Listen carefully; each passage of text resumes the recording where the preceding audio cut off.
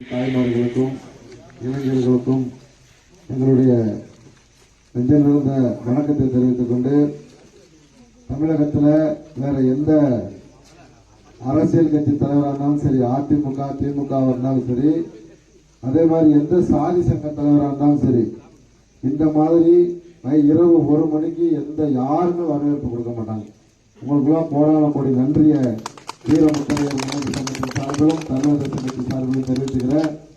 வருகிற ஜனவரி 25 முத்தரையர்களின் அரசியல் அதிகார மீட்பு மாநாடு திருச்சியில் நடக்குது.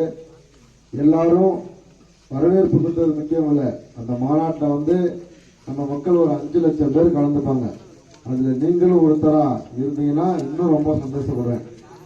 நமக்கான அரசியல் அதிகாரத்தை மீட்க நாம திருச்சியில் சந்திக்கிறோம். எல்லாரும் வரணும்னு கேட்டுக்கிறேன். உங்களுக்கு நன்றியை தெரிஞ்சுக்கிட்டு விடைபெறுகிறேன். நன்றி, வணக்கம்.